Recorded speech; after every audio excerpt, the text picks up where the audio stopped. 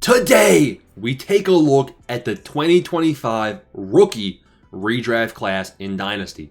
Guys like Genty, Luther Burden, Scam Ward, all of those players that you took last season, how are they looking now? I'm going to go through my personal Dynasty and the draft board that we had. I'm going to break down what the outlook is on these players. Keep in mind, the third round had some great value in 2025.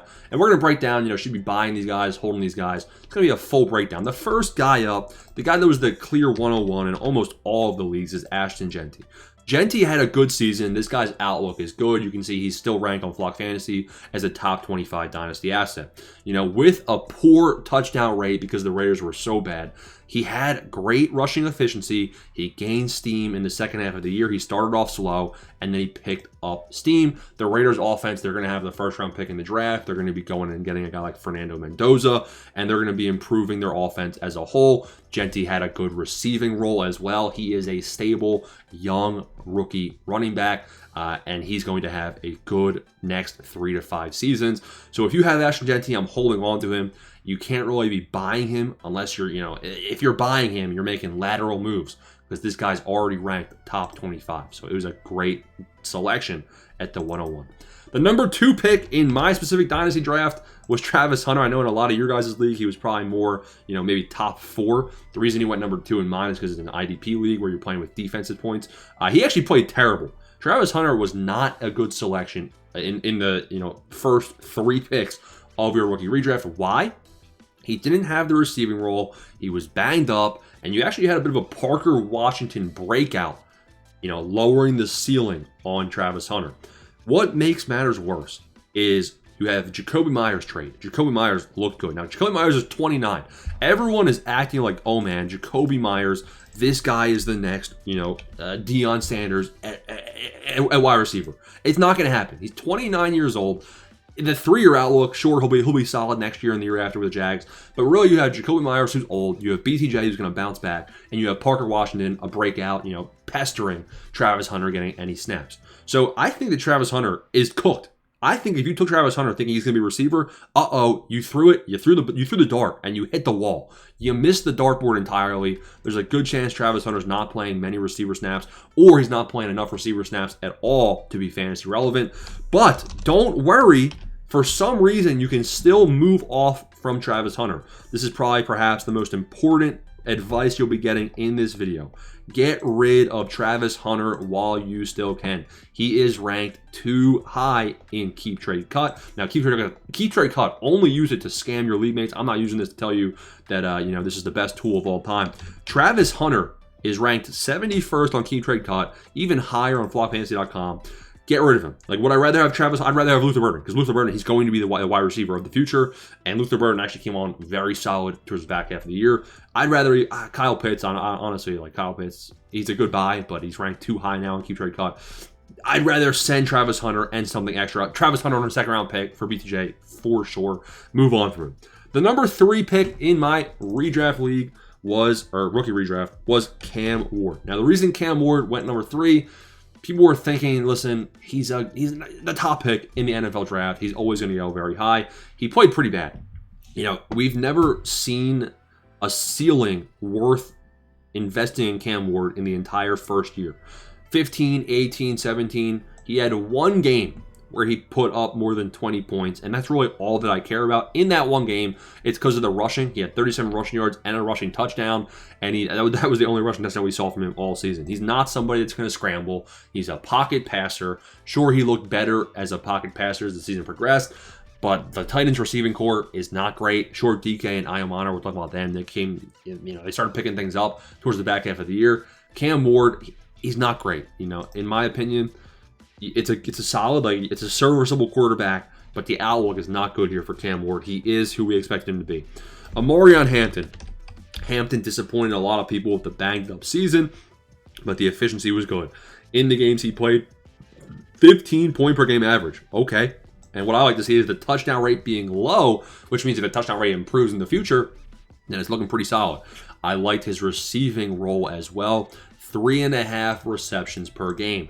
Now, Kamani Vidal is a bit of a pest, but we still saw at the end of the season, after the Vidal breakout, we still saw Hampton. Look at the snap share. The snap share wasn't great, which is a bit concerning for the future, but even with the minimal snap share, he looks like a stud. He was making the most of his opportunities, and the games that he was playing in, he was putting up double digits in points. Hampton seems like a smash of a selection. It's a good pick.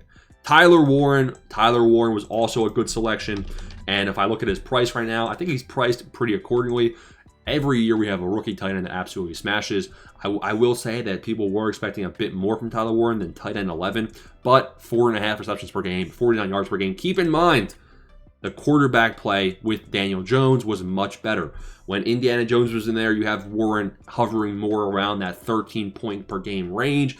And then you have the final couple games of the year, 3, 4, 6, and 9, completely tanking his average. You have a young tight end right here. You hold on to this guy. And honestly, like, Tyler Warren's next 3 to 5 year outlook looks very, very good, especially if this Colts offense keeps improving, because I think his red zone role, that Colts offense is going to be a team that finds themselves in the red zone quite often. And you also potentially have him being the tush-push guy when they get to that 1 yard line. Trayvon Henderson.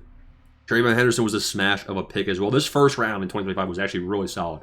Trayvon Henderson, what you hate to see here was that he still split snaps with Ramondre Stevenson, but Ramondre missed time, and finally, the first 7 weeks, this guy was an actual scrub, so the actual averages for the season are not good, but if you look at the game log, take away the first 8 weeks, finally they take off the training wheels, and we saw what he can do when he's unleashed, and he kind of permanently earned that 50+% snap role.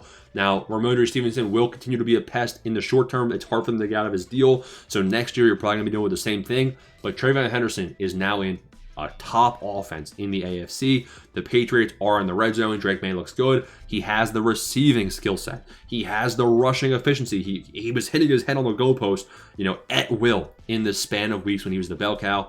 So Trayvon Henderson, he's currently ranked 35th overall. I want to go talk about, can we go target this guy and should you?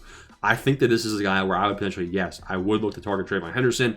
Would I rather have Trayvon Henderson or Nico Collins? Nico Collins is now going to be 27 years old. Nico Collins only plays 13 to 14 games per season. This guy consistently gets banged up. I'd much rather have Trayvon than Nico Collins.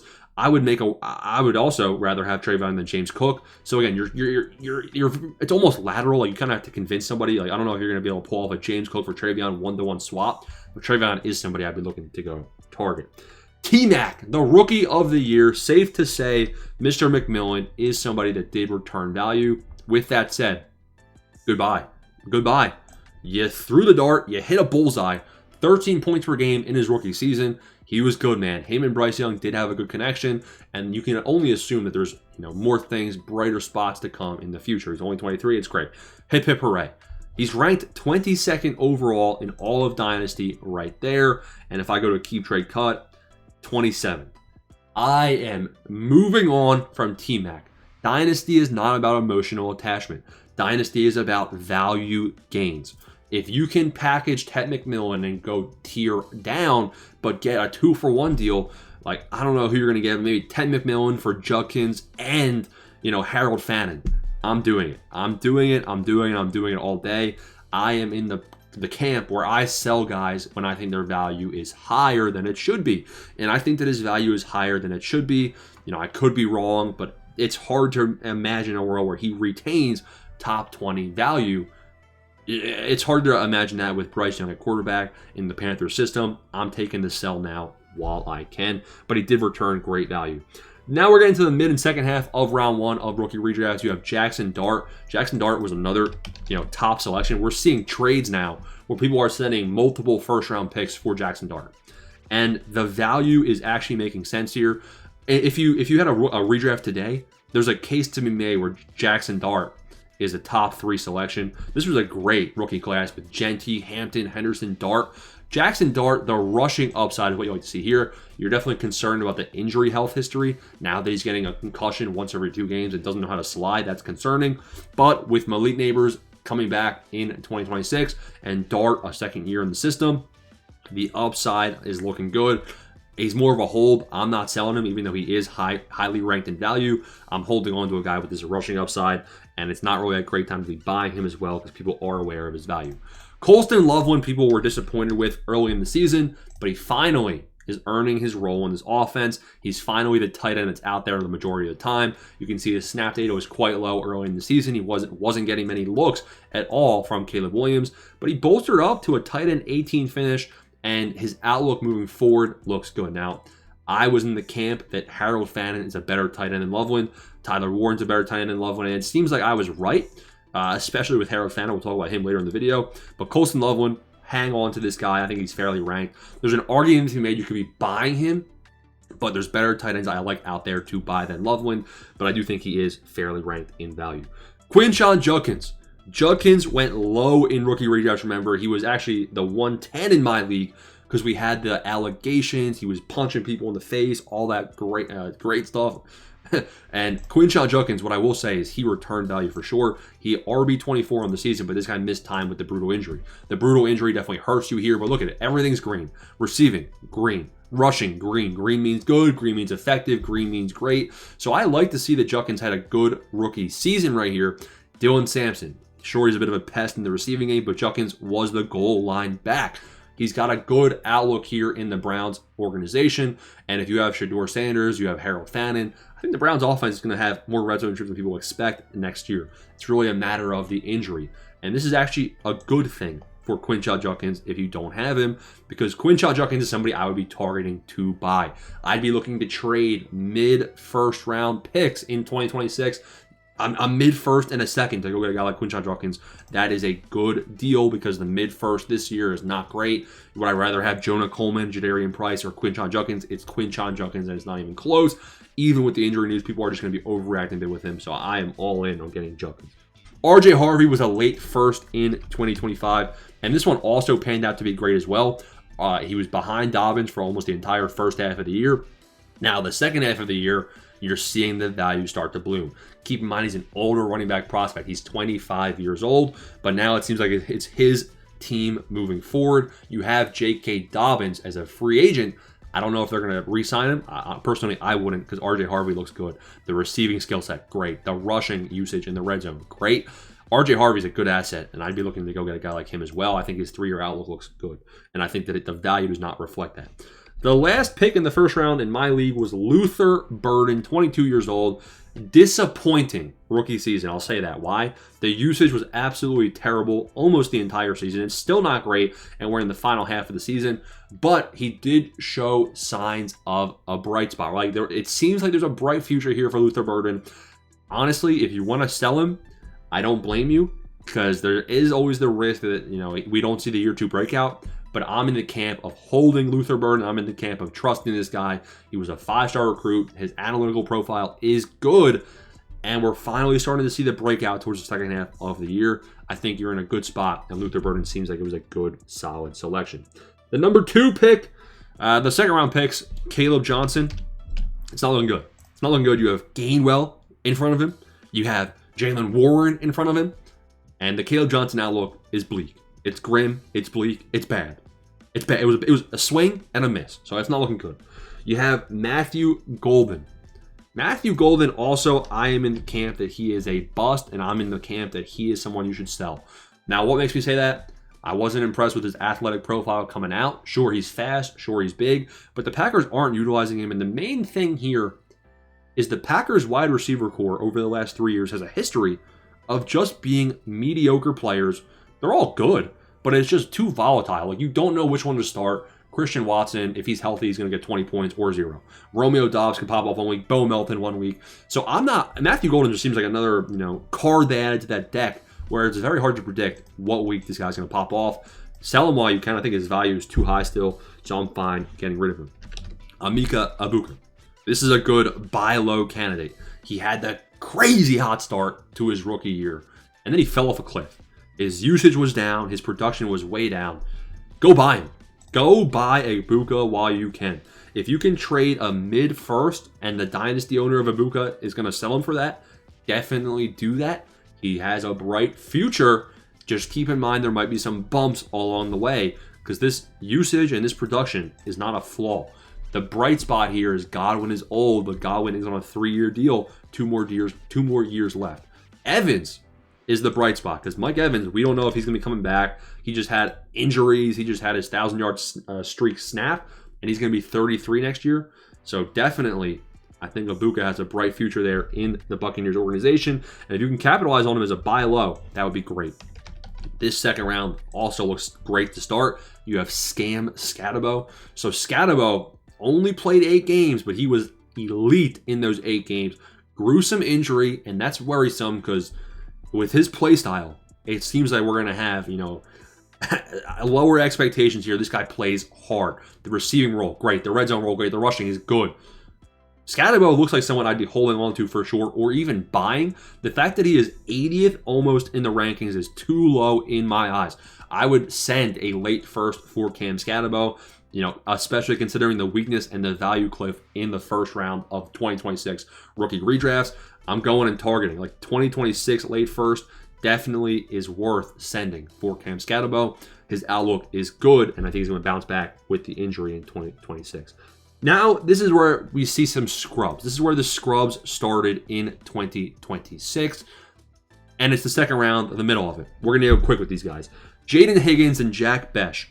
I think that Jaden Higgins, you hold on to. I think Jaden Higgins showed up in a decent way in the back half of the year. He had some spikes in usage. He had some weeks where he was actually, fantasy relevant with touchdowns. You're not going to be starting this guy anytime soon, but he's one Nico Collins injury away, I think, from inheriting that role. And I think there's a good chance we see a year 2 breakout there. Jack Besh, you're kind of screwed into holding this guy. Nobody really wants him. The only encouraging thing is that the Raiders don't have any receivers, and he was running more snaps and more routes in the final couple of weeks, and he was hovering more around 6-7 points per game. So that's not too bad.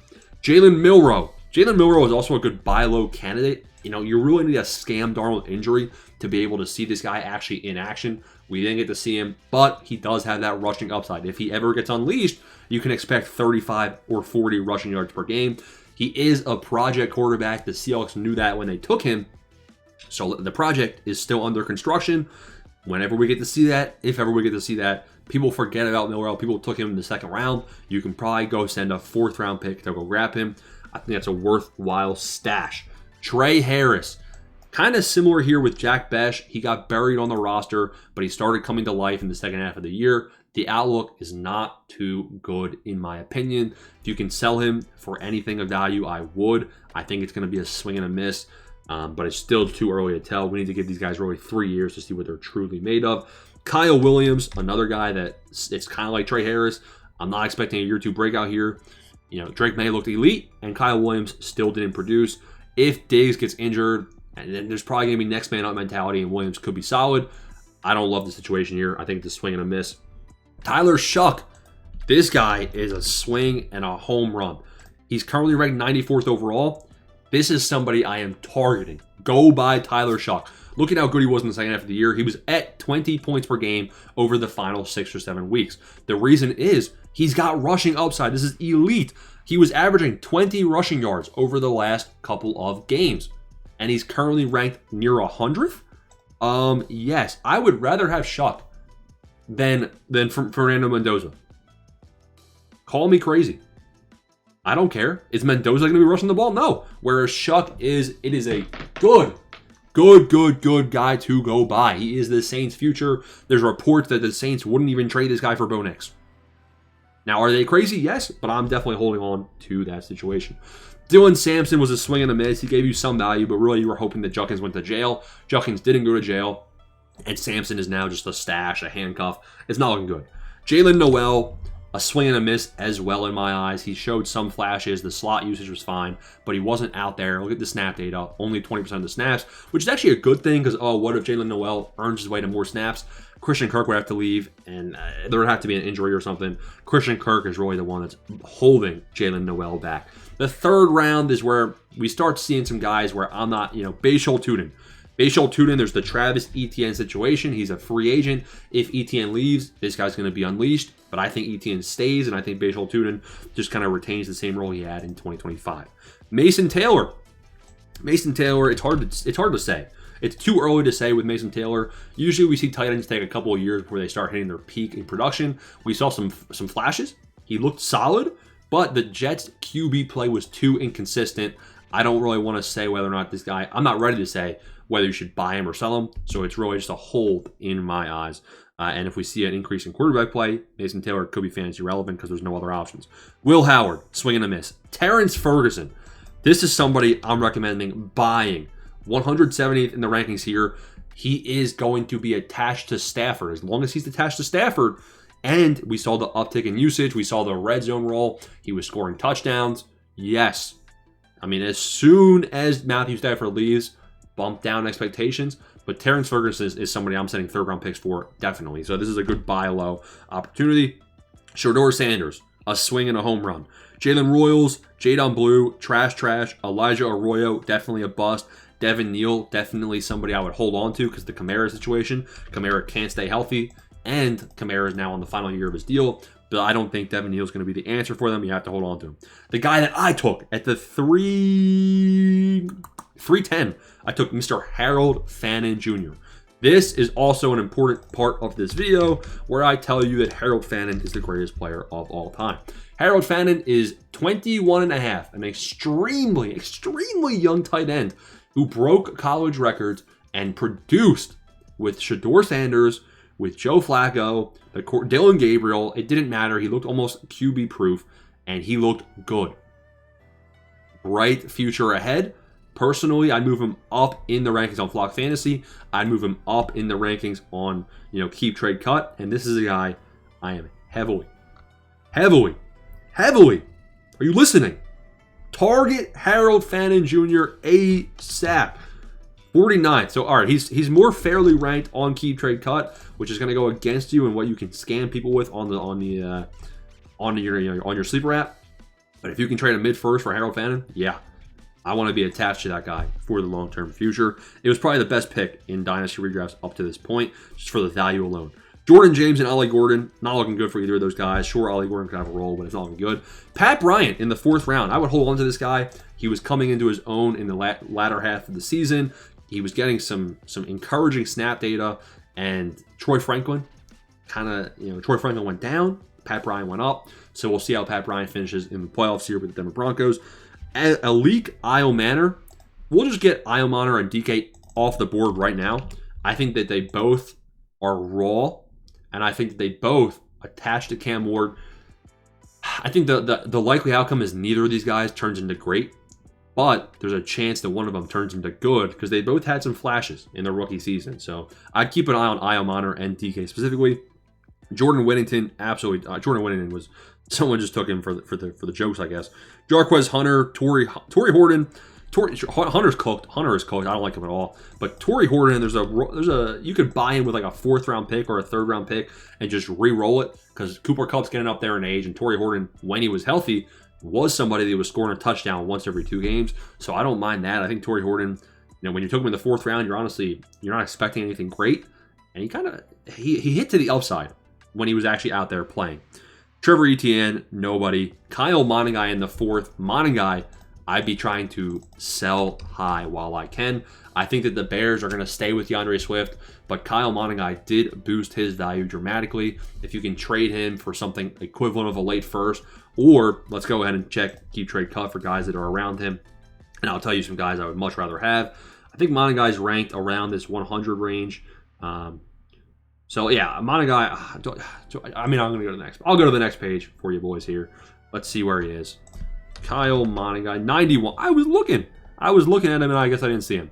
But Kyle Monangai, guys like Kyle Pitts, yes, I would much rather have Kyle Pitts who just broke out than Monangai. I'd much rather have Addison. I'd much rather have Walker, Javonte Williams for sure, Zay Flowers for sure, Ricky Pearsall, yes. So he has bumped his value up so high that it's a time to move on from Monangai while you still can. But he played solid. Isaac Tesla is a guy that I took as well in the 4th round, and I'm happy with the value returned. I am all in on trading for Isaac Tesla before the breakout. Now, go check out all the other videos. You'll see that I'm talking about Tesla, nonstop. The reason I like Tesla is Jameson Williams had to play 3 seasons before he found the field and before he actually was relevant. Amon-Ra St. Brown, his rookie year was only 70% snap and only 13 points per game, his worst year of his career. Dan Campbell makes the receivers for the Lions. He just makes them play to earn snaps. So it just takes time before Dan Campbell trusts them enough to be out there on the field. You can see that with the snap data just continually going up. He has a big body, athletic frame. They invested 2 third-round picks into this guy, 1 injury away. And even if it's not an injury, he has a fantasy role in my eyes in the future as the 3rd option here for Goff. So I like Tesla a lot. I also took Woody Marks right after him as the 407 or whatever that is. Woody Marks' future is also a bit uncertain in my eyes. Nick Chubb is probably gone in free agency. And if he's not gone, it's like a $1 million deal. I'm not really worried about it. But I think there's a good case to be made that Woody Marks might just be the lead back for the Texans next year. It's not a great running back class. They might get somebody on day 3, and I'm not too worried about them taking the role. Woody Marks just doesn't seem, elite. It doesn't seem elite to me. He's 25 years old, and his receiving skill set didn't really translate the second half of the year. We didn't see him as involved in the receiving game.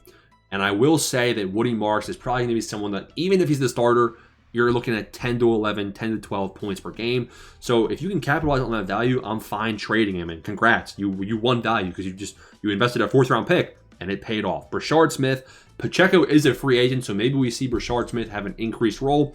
I'm not convinced. DJ Giddens, we didn't even get to see this guy play at all. Ty Felton, he stinks. Jalen Lane, nope. Dylan Gabriel, not looking good. He had his chance. You swung, and this guy struck out. So Dylan Gabriel, he's really just a guy you're stashing, and there's not much upside. Gunnar Helm and Aronde Gatson, I took both these guys in round 5. I'm a genius, I know. Gunnar Helm, go target this guy while you can. Send a 4th-round pick for him, I don't care. This guy looked good. He showed flashes. His usage was pretty much there. He was running 50% of the snaps all season long. 7 targets, 5 targets, 4 targets. He was more involved than you might think. He had a couple touchdowns. I expect in a couple of years, Gunnar Helm could be somebody very fantasy relevant. He's not a fast guy. He's not going to be getting like 17 points per game, but he is someone that can be a safety blanket for Cam where I like him, so go buy him. Aronde Gatson, probably the best value pick in Dynasty redrafts in 2025. The problem is, fell off a major cliff. He had a 4-week stretch where he was insane, and the rest of the season he played absolutely terrible. It's tough. It's tough to say what to do here with Gatson. I'm going to hold on to him personally. And if I sell him, I have to sell him for a mid-first because the late first in 2026 aren't great. So you're either moving on to a different player or you're holding on to him. I like his outlook in the long term because he is the tight end one now attached to Justin Herbert. The rest of these guys in the redraft, round 5, round 6 players, there was nobody I'm seeing on my board that returned value. Quinn Ewers in the 6th. I don't think he's going to be the Miami Dolphins answer. I don't think they're going to give this guy the actual chance. They gave him the chance the later half of the season, and there was no rushing upside. So I'm not trading him. You're not going to be. He's ranked so low, you're not even going to be able to trade him. But at least you had maybe a startable week. I don't know, not really. Bill Krosky Merritt, I'm not convinced he's going to be anything either. Savion Williams, not convinced he's going to be anything either. And that's breaking down the 2025 rookie class. Heck of a class. Like when you look back at it, man, there was a lot of value. Helm, Gatson, Fannin. There was Bill Krosky in the 6th round. I know he's not great, but he returned value still. And then the 1st round was just full of sluggers. Genty, Hampton, Henderson, McMillan, Dart, Loveland, Judkins, Harvey, Burden. Heck of a class. Man, I hope 2026 is the same because it's not looking that way. See you boys in the next one.